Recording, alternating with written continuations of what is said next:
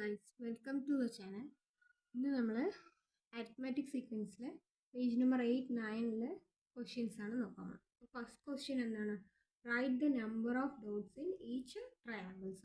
അപ്പോൾ ആദ്യത്തേതിൽ എത്ര ഡോട്ടാണ് ഉള്ളത്? 1 + 2, അപ്പോൾ 3 ഡോട്ട്സ്. അടുത്തതിലോ 1 + 2 + 3, അപ്പോൾ എത്ര ഡോട്ട്സ് ആണ്? 6 ഡോട്ട്സ് ആണ്. അടുത്തത് 1 + 2 + 3 + 4, അപ്പോൾ എത്ര ഡോട്ട്സ് ആയി? 6 + 4 എത്രയാണ്? 10. ക്വസ്റ്റ്യൻ എന്താ ചോദിച്ചിരിക്കുന്നത്? Number of dots needed to make the next 3 triangles. ഇനിയുള്ള 3 ട്രയാങ്കിൾസ് ഉണ്ടാക്കാനുള്ള ഡോട്ട്സ് എത്ര വേണമെന്നല്ലേ ചോദിച്ചിട്ടുണ്ട്. അപ്പോൾ 3, 6, 10, 15, 21, 28. ഇതാണ് ഫസ്റ്റ് ക്വസ്റ്റ്യൻ്റെ ആൻസർ.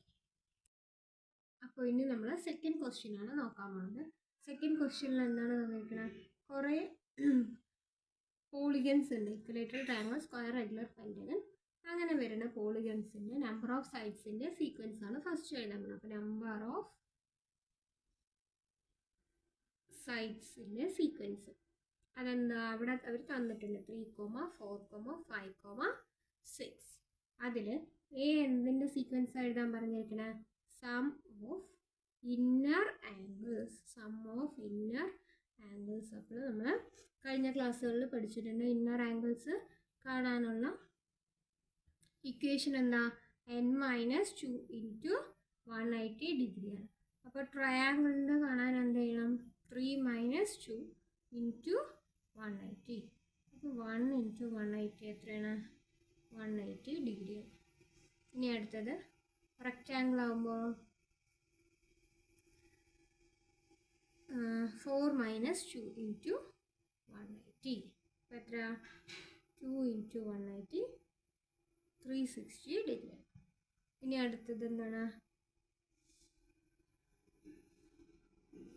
റെക്റ്റാങ്കിൾ അല്ല, സ്ക്വയർ ആണെങ്കിലും അത് തന്നെയാണ്. ഇനി റെഗുലർ, പെൻറ്റഗൺ. അപ്പോൾ പെൻറ്റഗൺ ആകുമ്പോൾ എത്ര സൈഡ്സ് ആണ്? 5 ആണ്. അപ്പോൾ 5 - 2 × 180 ഡിഗ്രി. അപ്പോൾ 3 × 180 എത്രയാണ്? 540 ഡിഗ്രി. ഇനി അടുത്തത് ഹെക്സഗൺ. അപ്പോൾ ഹെക്സഗൺ ആകുമ്പോൾ 6 - 2 × 180. അപ്പോൾ 4 × 180, ദാറ്റ് ഈസ് 720 ഡിഗ്രി. അപ്പോൾ ഇതിൻ്റെ സീക്വൻസ് എങ്ങനെ വരും? 180, 360, 540, 720 ഡിഗ്രി. ഇങ്ങനെ ആയിട്ടും എന്ത് വരിക? സം ഓഫ് ഇന്നർ ആംഗിൾസിൻ്റെ സീക്വൻസ് വരും. ഇനി ബി വന്നിട്ട് സം ഓഫ് ഔട്ടർ ആംഗിൾസ്. നമുക്കറിയാം എല്ലാ പോളിഗൺസിൻ്റെയും ഔട്ടർ ആംഗിൾസിൻ്റെ സം എപ്പോഴും എത്രയായിരിക്കും? 360 ഡിഗ്രി ആയിരിക്കും. എപ്പോഴും എത്രയായിരിക്കും?